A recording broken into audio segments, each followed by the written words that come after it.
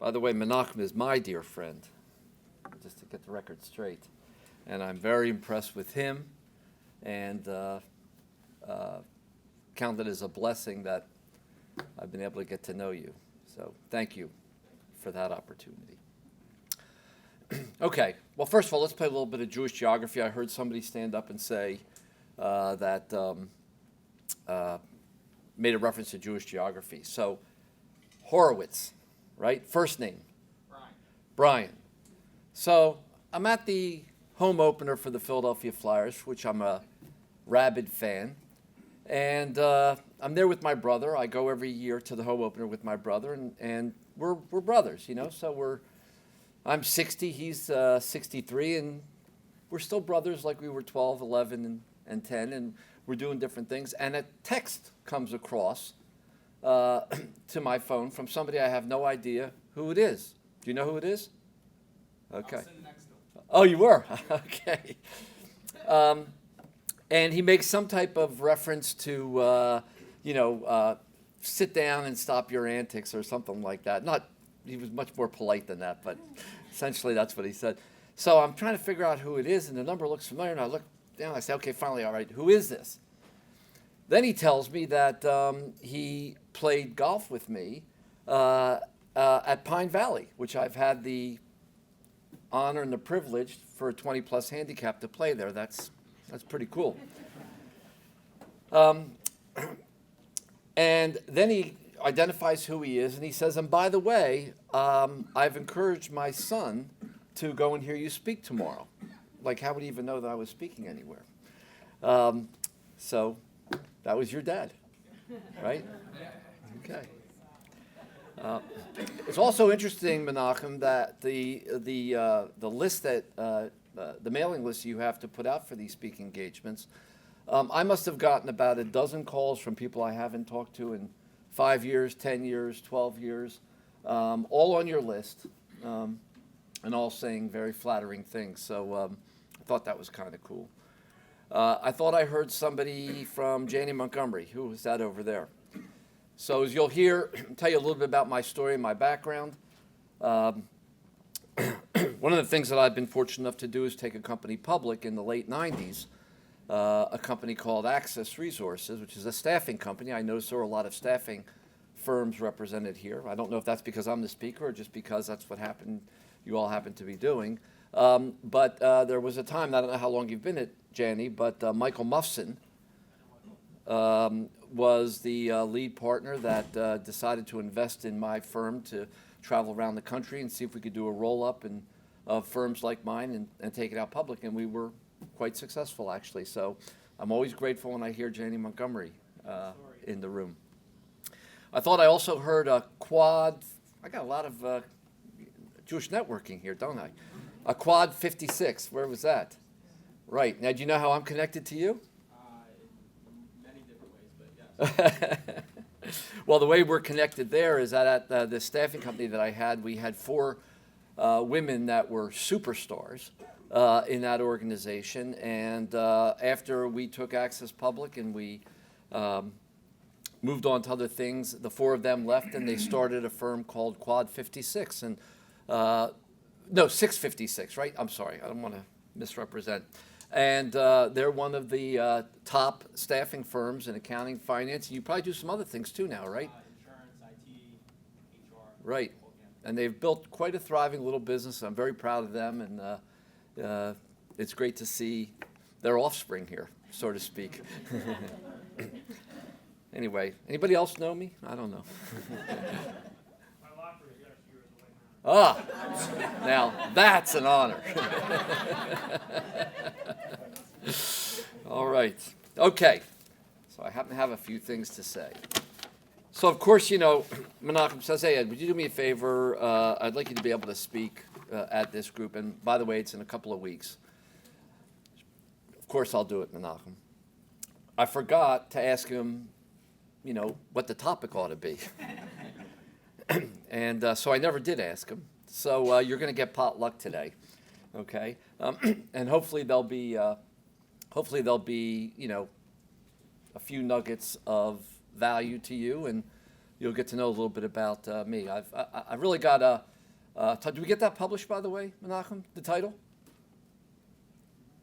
90%, 9%, 1%. Did you guys all hear that? Okay. So maybe you're wondering what that is. I'm going to talk a little bit about that, and hopefully we'll be able to get into a conversation about that. And I'll tell you a little bit about my personal journey, and hopefully some of you won't fall asleep as you hear it. Okay, so I kind of divide the world into the 90%ers, the 9%ers, and the 1%ers. And the fact is, every one of you is not just a 90%er, or a 9%er, or a 1%er. Sometimes you're a 90%er, sometimes you're a 9%er, and every once in a while, you're a 1%er. Okay, so what am I talking about? Well, the way, in my opinion, my humble opinion, the way the world is shaped is that it's driven by the 1%ers. The 1%ers are those people that don't look at the world the way it is. As John F. Kennedy said, we look at the world the way it could be, right? And 1%ers see things that aren't in the confines of the box of the world that they live in and the things they do. They don't necessarily abide by the protocol and the norm of society. 1%ers can be good or bad people. They don't necessarily have to be good people, but they're definitely people that impact and influence the world and change the way the world thinks. I like to quote Martin Luther King when I talk about the 1%ers. There's a guy in 1963 in Alabama stood up and said that one day I have a dream, maybe not there he said that speech, but I have a dream that one day we'll be judged by the content of our character, not by the color of our skin. It's a good thing he had a few hundred people around him because he probably would have been hung right then and there for making a speech in that period of time in that portion of the country.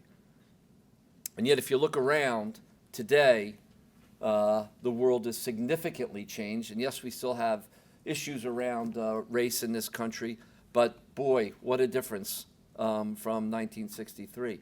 And that's because one man stood up and saw the world differently than everybody else, and probably was stupid enough to think that he could affect a change.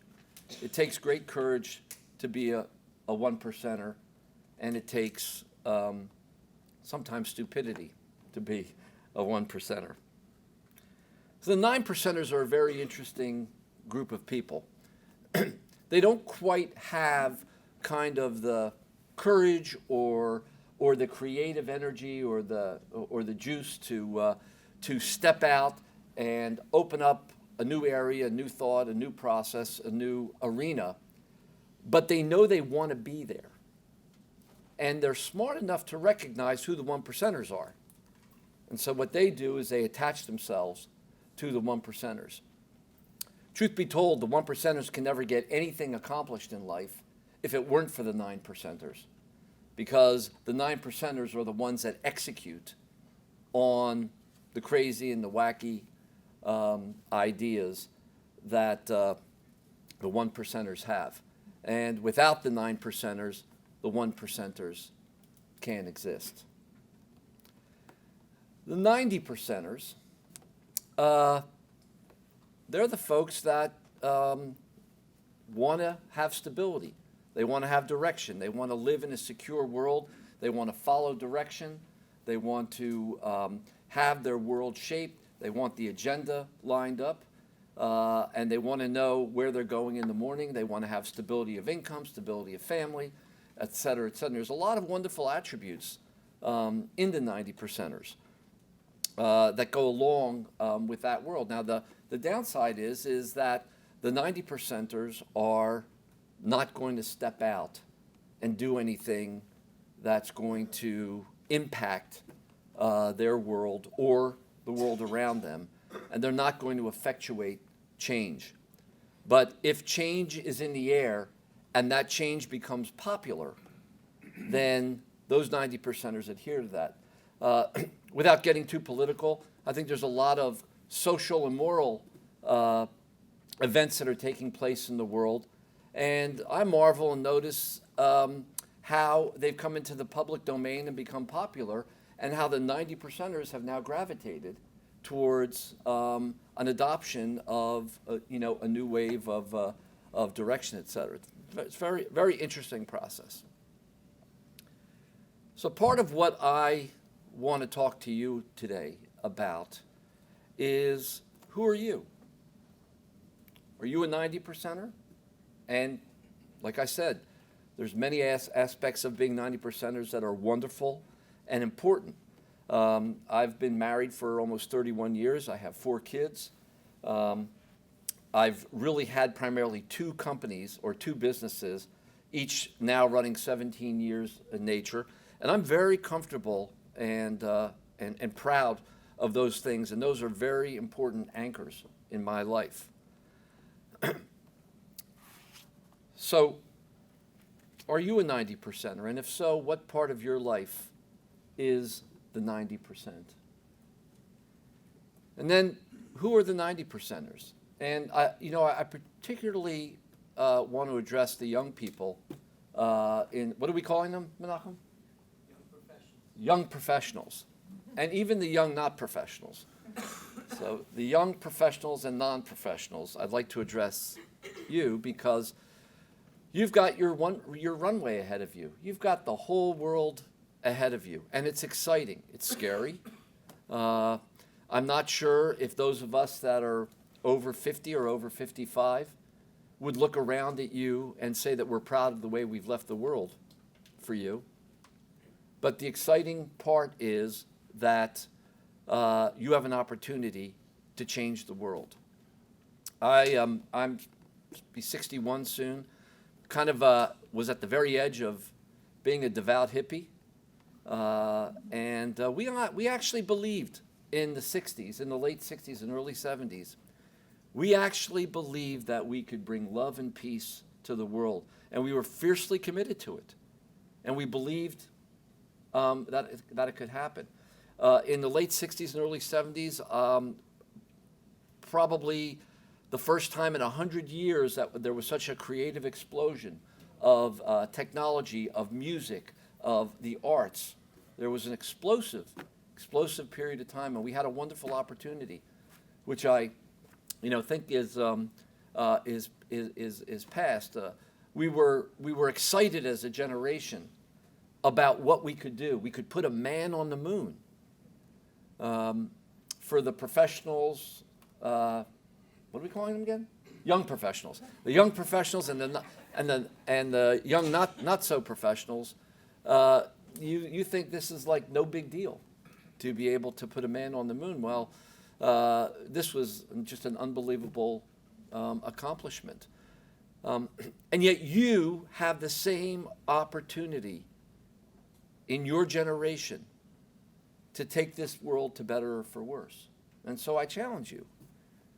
Are you a 1%er? Are you a 9%er? Or are you a 90%er?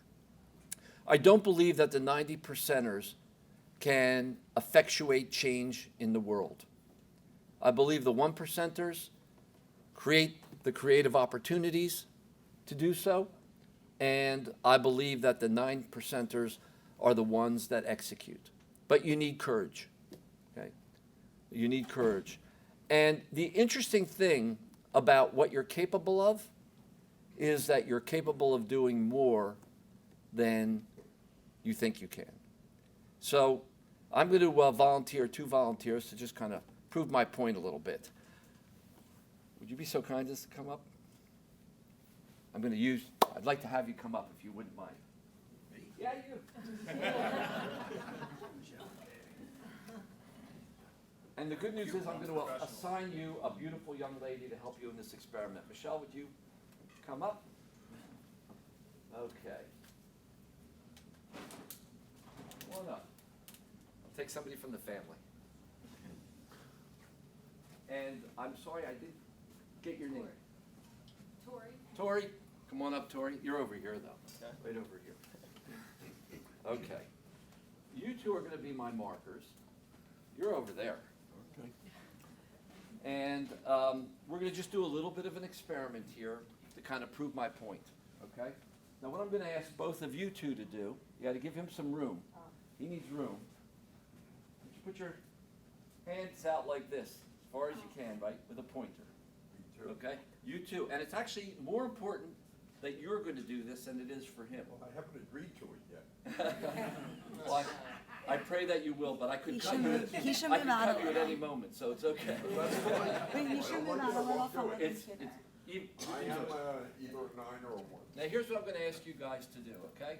With your pointer, I'm going to ask you to keep your feet still, and don't do it yet, Okay. and turn your body as far behind you as you can, and mark a spot on the wall, mentally, okay? I'm going to ask our markers then to get as close to that spot as possible and point it out, okay? So we can do that, right? Yes. But you gotta give yourself a little room so you don't bang Okay. the equipment there, okay? So here we go, we're gonna go, ready? Here we go, as far back as you can. Okay. You got the spot? Yes. All right, ladies, please, keep the spot, keep the spot. Okay. All right, now, find the spot, is that where you're pointing to, or is she Oh, over I there? was supposed to point. Yes. Okay. Fine. You got your spot? Yes. Does she have your spot? No. Which way, this way? Yes. Come on, Towards this you. way, Michelle. No. Close. Okay, it could be just general, that's close enough if it's close. It's pretty close. Okay, hold that spot, Michelle. Okay, we got the same thing here. You got your spot? Yeah. Tori, does he have this, does she have a spot? Okay, come, don't move your feet, come back to the same spot. Okay. Now, here's what I'm gonna ask you to do. What is this guy doing? Here's what I'm gonna ask you to do. I want you to do the exact same thing I just asked you to do, okay? But I want you to see how far past the spot that Tori and Michelle have pointed on the wall you can go past, okay? I don't understand what that means. I want you to do the same thing, just go past the point that you had before as far as you can. Do it again. Just do it again. Put your arms out. Just do it, go as far as you can past that now, past that, Fine. okay? All right? You got yours as far as you can go? Yeah. Okay. All right, now, I believe you were over here somewhere, right? Around here here? There? Approximately. All right, Yeah, not but bad, I she moved can't my reach. feet, someone said, so I don't know. I'm All right, not good and at you're directions. about over here, right? Okay, thank you, gentlemen, I really appreciate what you did. Ladies, thank you so much. Well, what did we learn just now? That he's, not cooperative? Perhaps. We learned that a little bit. No, I'll tell you, we learned something extraordinary. We learned something extraordinary. If you remember, what I asked each of those guys to do is to turn their body and find a spot as far as they could go and mark it on the wall. And they did that. Sir, what is your name? I'm John Ford. John went significantly past, 30-40% past his point, and Scott went about probably 20% past where he went. And I think that's an interesting correlation between the human soul and the human ability to accomplish things.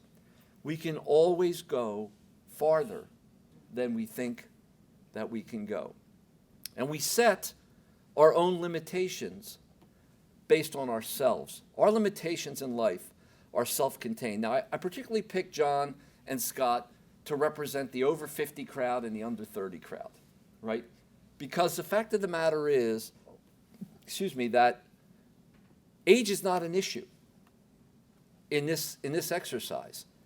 That one shouldn't think that because you're in your 50s or your 60s and you've accomplished and set where you want to be in life and what you want to do, and you've kind of made your decisions in your late 20s and your early 30s, who you're going to marry, where you're going to work, what your career is going to do, who your friends are going to be, that you're now just playing out your life. It's not true. It's not true. It's only true if you limit yourself to that experience.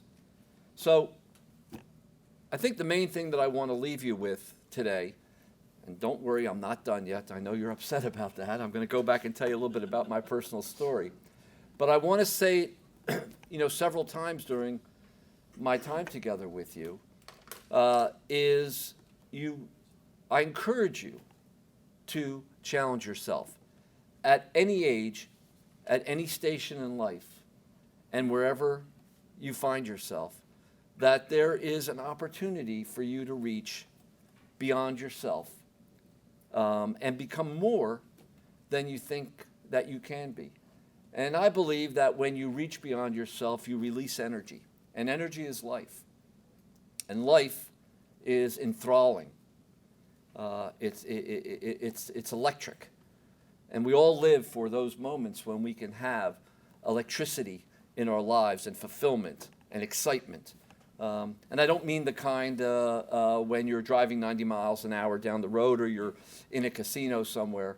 I'm talking about the rich and deep kind of excitement that wells up inside your soul and blesses you and blesses those around you. So 90%, 9%, 1%.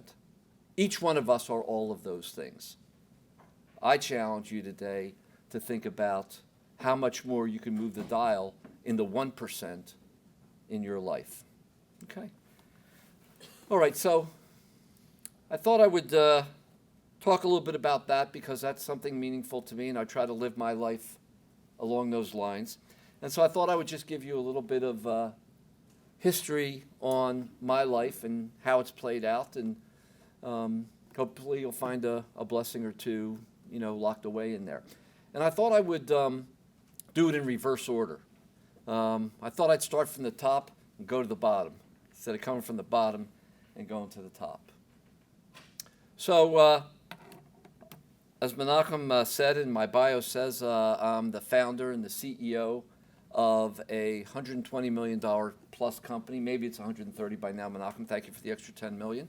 But that literally was founded out of my house in April of 1999. I planned it. I'd come from a company that I had just taken public. I had a few dollars, not a lot actually, but I had a few dollars, but I had a vision for what I wanted to do. And I started the company, planned it all out, and opened up an office in Atlanta and in Philadelphia on the same day, simultaneously. I started out as a staffing company, and in that world, not on the search side, but on the temp staffing business, companies tend to, and I know there's a lot of staffing folks in the room, so you'll understand this. They tend to buy or rent people from you, usually what I call high labor, low skill.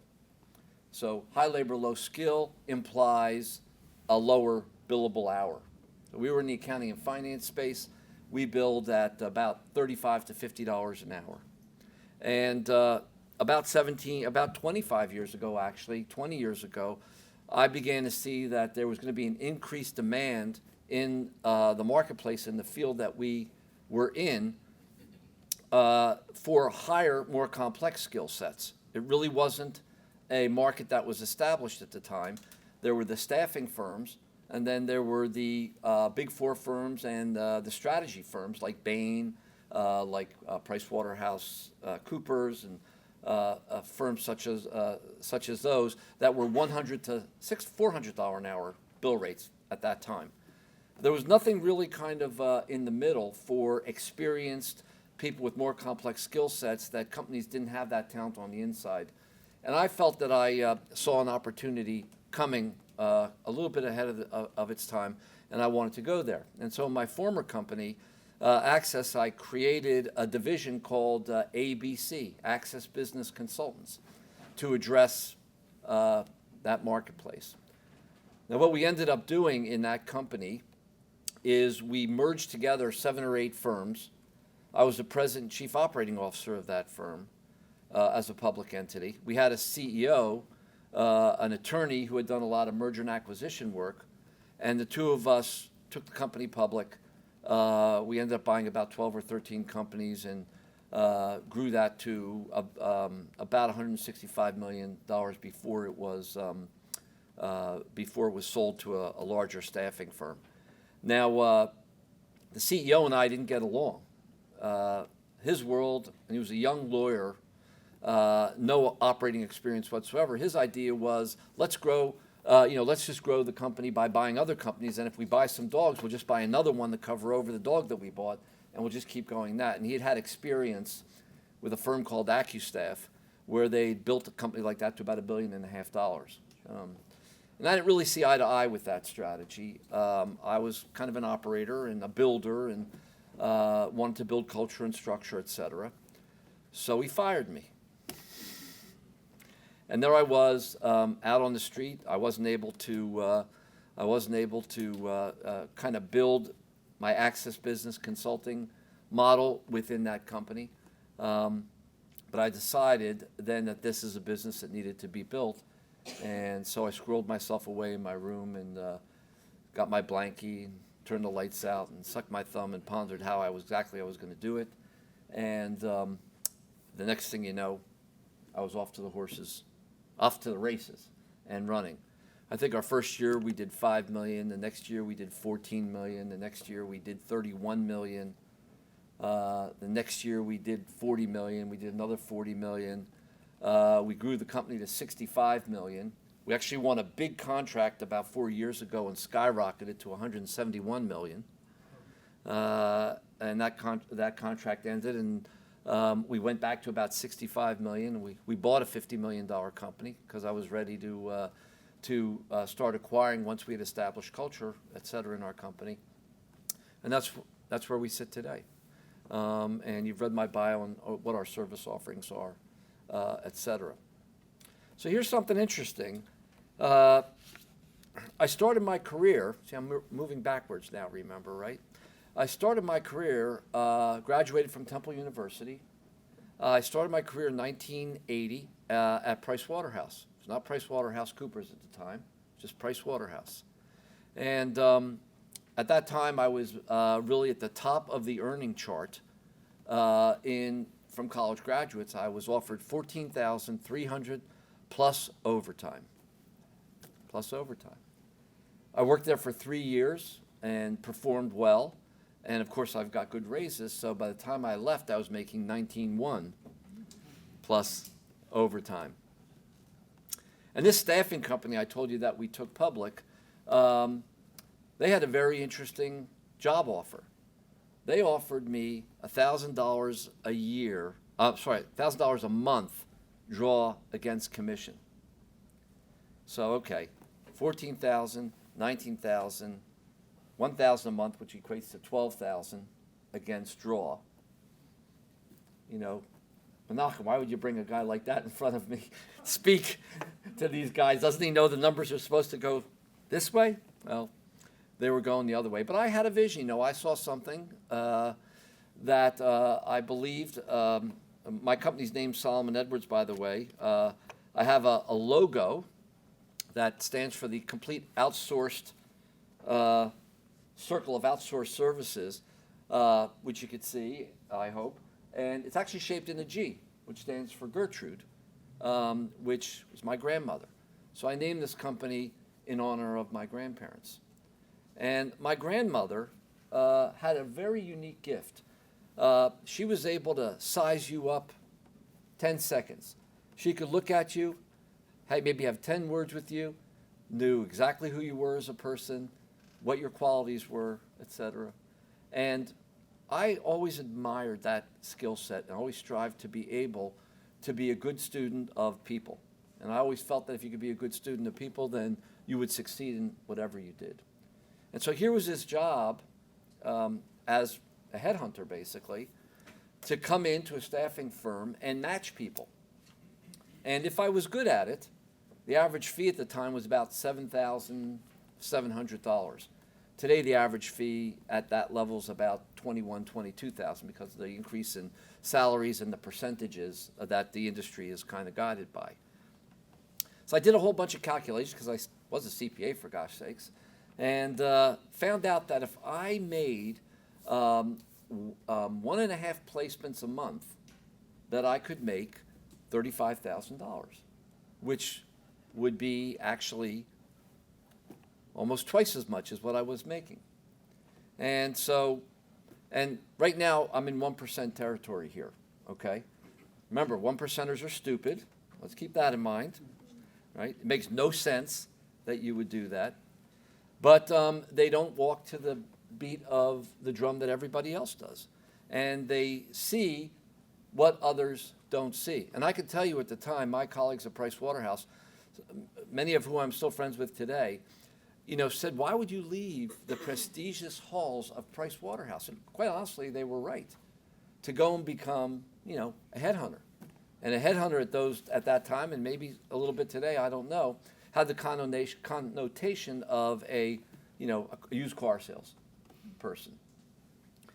Well, my interpretation of that would be, if that's who all the people are, that's their mindset and their mentality, that they're used car salesmen, then this is prime ground for me to step in if I treat people honestly and morally and care about the client getting the right person and have a real genuine interest in the health and well-being of the candidate. You got staffing guys, pay attention to that point. If you want to succeed, that's the way to do it. If I can step into that environment, then I ought to really explode, right? 250 consultants in the Romac franchise system that I was a part of nationally. In my third year, I was the #1 producer with that mindset. I made $45,000 in that first year, and I made nothing for the first 6 months. I just might add to that. We're also stubborn 1%ers. We tend not to give up, and we don't see obstacles until it's too late and we're in the middle. And so I pushed forward, made $45,000 that year, and I never made less than $100,000 thereafter. And I was in the top 10 producers in the country for the 10 years that I was on the desk, and #1 several times. All right, so now let me take you back to college, because remember, I'm working backwards, right? I started at Drexel University. I went to school at night because I'd taken 5 years off between high school and college, help out at home, and went back to school at night at Drexel to become a civil engineer. Did that for a year and said there's no way I could do this for 10 years and work, etc. So I quit. I went to Temple University, where I got a great education. I started out as a pre-med student, like every good Jewish boy. There were 220 people in my first biology class, one of these auditorium type of things. We had an amazing professor. I learned a lot and completely loved what I was learning. The midterm came around. Out of 220 people, I was in the bottom 20 in terms of score. Bottom 20. I was astonished. But one of the things I learned out of that was I learned how to learn. When you go back to school, you have to relearn how to learn stuff. So off I went to English and history. Of course, it's a likely appropriate change. And that led me to education. In fact, I student taught in the Philadelphia schools for 1 semester, where at that time, the inner city kids, they wanted to connect with the kids more. So it wasn't Mr. Baumstein or Mr. Jones or Mr. Schmidt. It was Mr. Menachem or Mr. Jim. Well, I knew teaching wasn't going to work with me because, for those of you a little bit older, Mr. Ed doesn't quite cut it, right? So in my junior year, I panicked and decided that I needed to get a job where I could make some money, and went to work for, I went to get my degree in accounting, and I was able to succeed there and graduate and be able to get into Price Waterhouse. But here's the interesting thing. Working my way through college, I started a painting business. Well, I had a waiter's job. I was a taxi driver. I worked at UPS for 3 weeks. Has anybody done the UPS job? How long did you last there? Wow, you're a lot better man than I am, I'll tell you that. We don't have time, I won't go into the details of that job, but it was a nightmare. You'd agree with that, right? They have a system on how to abuse people very successfully. But I ended up with a little painting business, and by the time I had graduated, I had a couple of contracts with some apartment buildings. I had 3 or 4 guys working for me, and in 1980, I made $50,000. All right, so let's recount the compensation history again, shall we? $50,000 when I graduate, 14.3 plus overtime, 19.1 $1,000 draw against commission, right? You either have to be stupid here, or you have to see something different than what's in front of you and where you're going and what you want to do, right? I looked at some of the guys that I had hired, and they were 50, 55-year-old guys, and their arms were kind of creaky and dried out from the paint fumes, and their noses were red from, drinking themselves to sleep. And I said, you know what? I don't want to look like that when I'm that age. So I mentioned that. I mentioned again going backwards. I mentioned I took 5 years off between high school and college. Now I'm originally from Montreal, and the Jewish community in Montreal is a little bit different than the American Jewish community here. The Jewish community is broken up into 2 groups. What I would call upper middle class group, educated, refined, etc., and dirt poor and unaccomplished. My father came from the dirt poor side of the tracks, and my mother came from the more refined side of the tracks. Now, ironically, my dad will have passed away 25 years ago in about a week, which is just amazing to me and my brothers. We were talking about that. My dad probably had 26 jobs in his life, from bread delivery to milkman to full of brush salesperson, if any of you even know what that job is. Some do, to taxi driver.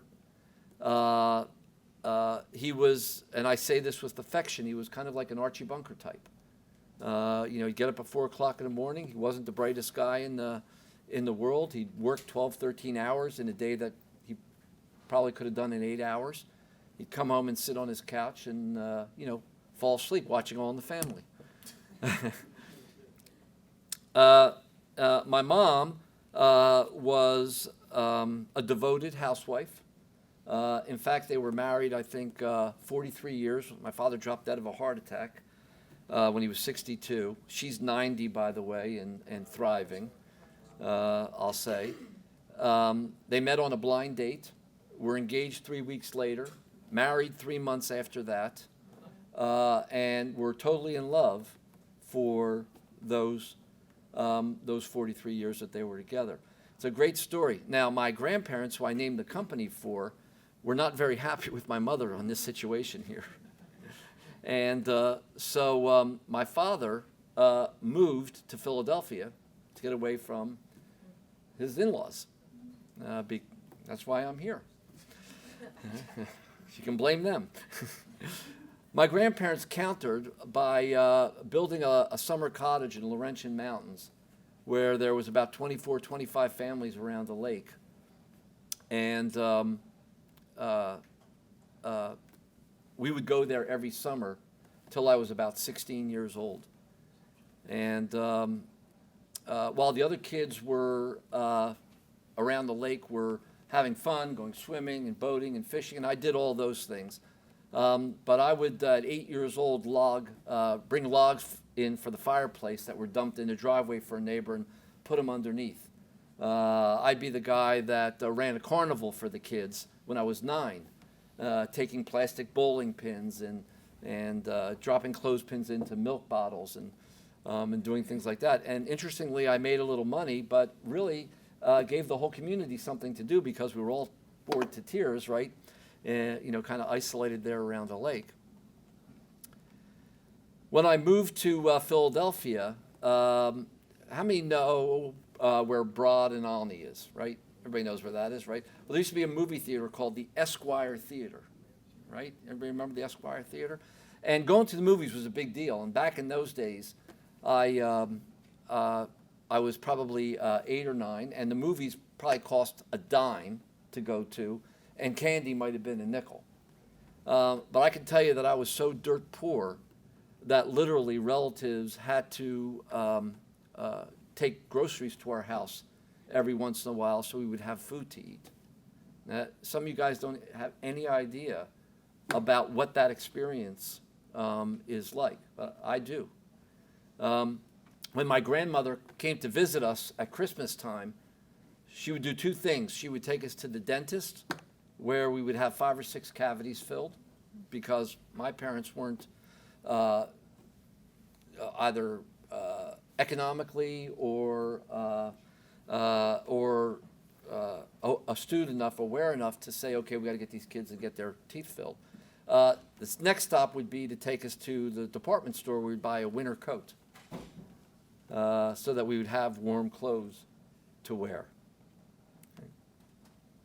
So the reason why I decided to take the story from front to end is because it dawned on me a few years ago that it took me 50 years to become an overnight success. Right? 50 years to become an overnight success. And each one of you, you don't know the journey that you've taken, right? I'm no better served to stand up here and talk to you about anything than you are to come up yourself and tell us your story, because you don't know another man until you've walked inside his shoes. And you don't know the journey that one takes. I'll close with just a very interesting story. And Menachem, I think you wanted me to offer questions. I mean, I don't know what you'd want to ask, but we're running out of time, so I'll give a couple minutes if anybody has anything, and I'll stick around if you want to talk to me. My father had a brother who was mentally ill. We were from Montreal, okay? So if you wanted to come to the U.S. And you were mentally ill, you weren't allowed to. It was against the immigration laws. And my father looked after his brother, and his brother lived in apartment to apartment to apartment. He was independently living, but he would have to move every 3 to 6 months because it would take that long for the neighbors to find out he was crazy, right? And so he would call my dad, and sometimes he'd be on the phone with him for an hour and a half, 2 hours, just crying, and lamenting his life. And my dad would be on the phone with him. You got to remember, we were dirt poor. Okay, so we'd get a telephone bill back at those years in the 70s for $140, right? Our rent wasn't that much. But my father did that, and so I promised at my father's gravesite that I would take care of my uncle and step in my father's shoes, and saw that he was okay, and I fulfilled that. I fulfilled that obligation to him, and I can tell you that my uncle used to come to the U.S. and spend a week or 2 with us, and at 8, 9, 10 years old, he was a complete embarrassment, because in those days the psychology was, if you're feeling anger or if you have any bitterness, you have to get it out, right? Because if you hold it in, it's just going to rot you, so you got to get it out. So it's a true story. We get on the bus. My uncle put $1 in for the fare, and or 75 cents, and the driver would say, "Yo, buddy," it's Philadelphia. "Yo, it's $1 now," and my uncle would go into a tirade of which words I can't repeat here. Vulgar, awful things at the top of his lungs, the kind where everybody else on the bus just kind of turns like this, right? And I kind of grew up, kind of saying, oh, look at those people. I never want to be like that. I never want to act, be around folks like that. And I'm stronger and bigger and better and yada, yada, yada. Well, when my uncle died about 5 or 6 years ago, 7 or 8 years ago, actually now, at his grave, I said, all those years that I kind of took care of you and you were in my life, my whole life, I was embarrassed by you and ashamed of you and never thought much of, anything that you had or you had to contribute. And I realized at that moment that the greatest lesson that I had ever gotten in life was from my uncle. Because my uncle taught me about compassion and how to care for others. And we all are thrown the same kind of obstacles in life. Some of us don't have the fortitude, the inner fortitude, to be able to work through those things, as many of you in this room are blessed to be able to do. And it made me realize for the first time that people are different and they all behave differently. And for those of us that are blessed with good health, with good jobs, and the ability to take care of ourselves, it dawned on me that it's time to look out after others and see the kind of impact we could have in others. And I'll close by saying that one of the reasons why I so admire Menachem and the JHP program, which I ardently ask you to support, is, as you might know, Menachem looks a little different than most other people, right? He's got his long... It depends on where you are. But in the secular world where you've decided to play, Menachem has reached out into the next generation of our children. And in the secular world, he doesn't ask them to come to a Chabad meeting. He doesn't ask them to wrap tefillin. He throws a beer pong party for them, which I've attended. Right? I lost. But what he's done is he's reached out to our young people, our generation. And this is a networking meeting, right? So there are young professionals here that need and want your guidance. They're trying to figure out how to make an impact on this world. They're trying to figure out how to be 1%ers. We have lots of knowledge. The rest of us. It's time for us to step outside of ourselves and reach down to the Jewish community underneath us. I won't say much about this, but Menachem said he took 21 people to Israel, of which 16 of them are married. I think 3 of them got married met each other on the trip, right? 3 couples? Right.